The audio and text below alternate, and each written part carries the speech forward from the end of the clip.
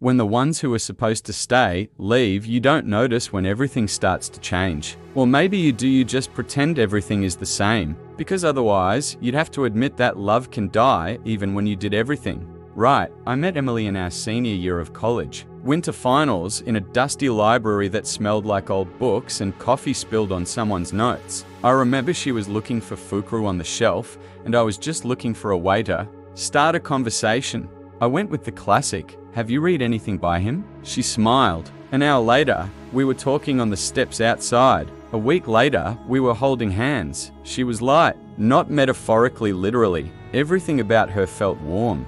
Her laugh, her touch, even her gaze. She didn't just love life, she devoured it. And when you were around her, you became better simply because you wanted to live up to her energy.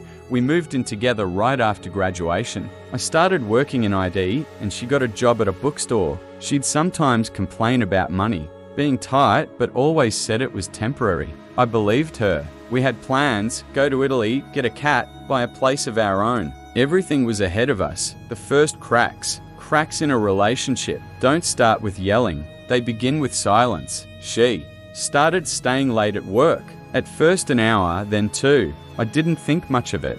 It happens especially around the holidays. But then the little things started fading. She stopped kissing me in the morning, stopped asking about my day, said she was just tired. I really tried. Dinners, massages, deep conversations, flowers. I just wanted the old Emily back, the one I could talk to about anything, from childhood fears to our parents' deaths. But I kept hitting a wall. I'm fine, just tired.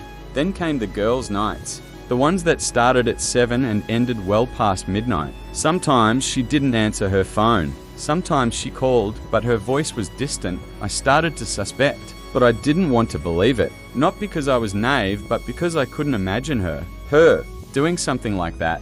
The day everything became clear, it was just a regular Tuesday. I came home early and decided to cook dinner. Emily wasn't home. I texted her, "You coming home soon?" She replied, "Staying at a friend's." Don't. Wait up. Nothing unusual. But inside me something twisted. You know that feeling? When your gut doesn't scream, it whispers. And if you learn to listen, you hear the truth. I couldn't shake it. After a couple of hours, I drove to her work, just to check, to make sure. And like some glitch movie, I saw her walking down the street, laughing, holding hands with some guy. Not just a friend, not a coworker. There was something way too intimate in the way she looked at him, like I'd never existed. I didn't confront her. I didn't scream. I just watched, first in shock, then in complete emptiness. Next thing I knew, I was back in the car. I don't even remember the drive home. She came home late, said, "Sorry, didn't call. It was Nastia's birthday."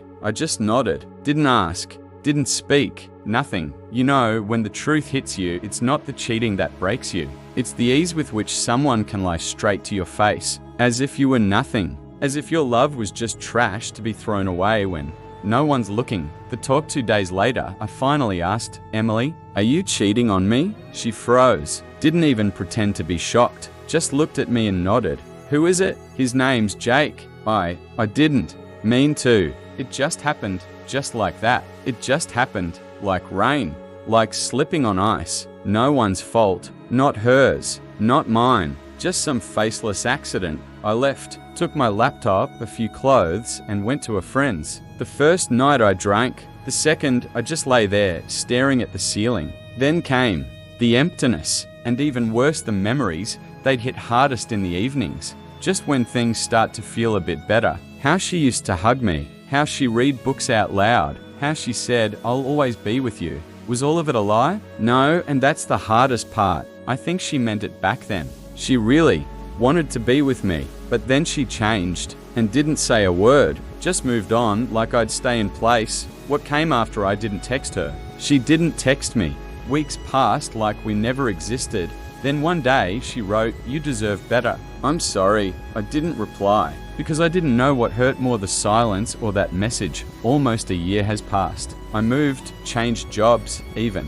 Started jogging in the mornings. Life picked up again. I met new people. There was one girl, Amanda. Sweet, smart, but when she looked at me with the same warmth Emily once did, I pulled away. Not because I didn't want to love, But because I was scared, because once you believed someone would love you forever and they didn't, and that changes you forever. But one day, I saw Emily, by accident, at a CAF, with him, Jake. Now they were a couple, laughing, holding hands. I watched her and felt nothing. No anger, no pain, just a memory. That night, I wrote in my journal, sometimes love ends not because someone's bad, but because someone stopped fighting for us and you were left fighting alone. It's been a long time since. I don't wait for messages anymore. I don't scan crowds for a familiar face. I just live. But if one day you ask me, did you forgive her? I'll say, I did, but I'll never love the same way again.